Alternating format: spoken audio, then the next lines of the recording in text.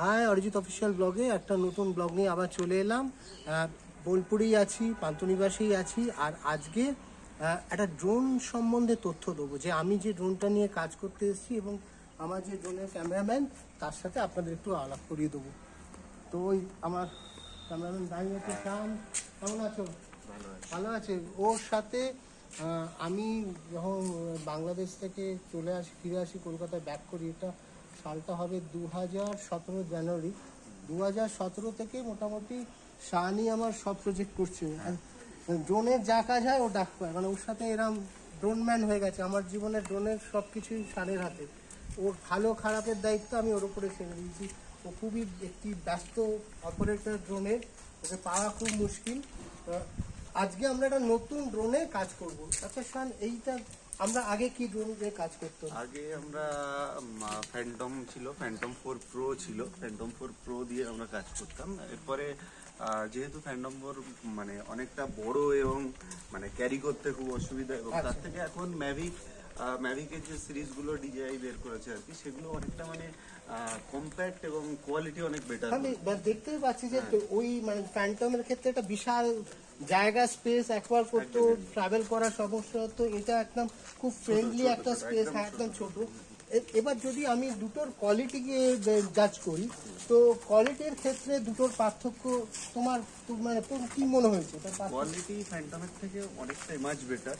ফ্যান্টমের যে কোয়ালিটি ছিল সেটার থেকে মাচ বেটার, এবং এটার সব থেকে সুবিধা হচ্ছে কম্প্যাক্টের মধ্যে, এবং তার থেকে বেটার হচ্ছে ব্যাটারি ব্যাকআপ ফ্যান্টমের থেকে অনেক বেটার। মানে আগে ফ্যান্টম 15 মিনিট থেকে 16 মিনিট ব্যাটারি ব্যাকআপ দিত, সেখানে দাঁড়িয়ে এটার এখন ব্যাটারি ব্যাকআপ মোটামুটি 25 to 30 মিনিটসের কাছাকাছি ব্যাটারি ব্যাকআপ সিঙ্গেল ব্যাটারিতে। আচ্ছা, আর একটা জিনিস, সেটা হচ্ছে আমি যখন শট নিতে যাচ্ছি, আমার একটা খুব ন্যারো স্পেস থেকে একটা যদি ড্রোন শট দরকার পড়ে, আমার মনে হয় ফ্যান্টমের যে স্পেসটা অনেকটা দরকার পড়তো, এই অনেকটা ছোট স্পেসে এসে অ্যাকোয়ার করে এই শটগুলো দেওয়ার ক্ষেত্রে কাজে আসে।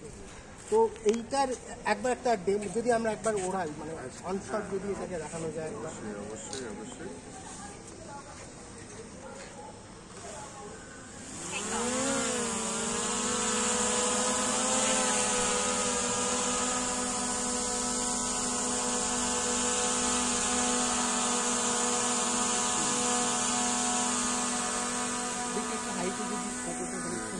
একটু হাইটে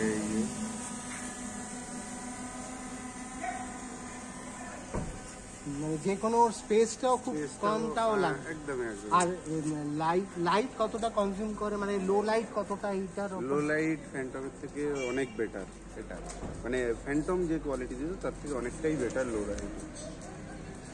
আচ্ছা, তো আমি একবার ক্যামেরাম্যানকে বলবো এইটা দেখাতে, মনিটরটা দেখাতে একবার। তো ড্রোনের ক্ষেত্রেও টেকনোলজি যেমনি আমরাও নিজেদেরকে পরিবর্তন করার চেষ্টা করছি, চেঞ্জ করার চেষ্টা করছি, টেকনোলজিকে অ্যাডপ্ট করার চেষ্টা করছি, জিনিসপত্র তেমনি চেঞ্জ হচ্ছে আস্তে আস্তে না। তো জিনিসপত্র টেকনোলজিক্যালি অনেক কিছু চেঞ্জ হচ্ছে, আরও আপডেটেড হয়ে যাচ্ছে। তো এইটা একটা বড় উপাদান আমার মনে হয়, যেটা আমাদের কাজের ক্ষেত্রে খুব একটা বড় স্পেস তৈরি হবে।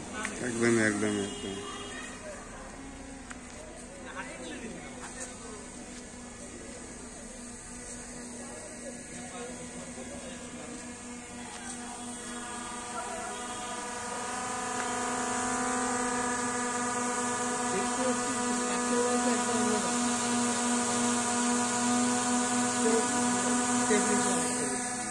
তো আমরা এই বছরের শ্রী বালাজি রাইডুটো পান্থনিবাসের বসন্ত উৎসবের আমাদের শান এই ড্রোনটি নিয়ে অপারেট করবে।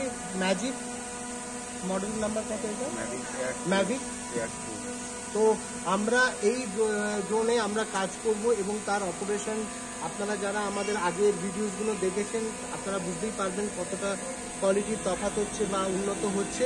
তো আজকের এই ব্লগটা এখানেই শেষ করছি। সবাই অরিজিৎ অফিসিয়াল ব্লগকে সাবস্ক্রাইব করবেন, শেয়ার করবেন, লাইক করবেন, কমেন্ট করবেন। আর শেয়ার, লাইক এন্ড সাবস্ক্রাইব।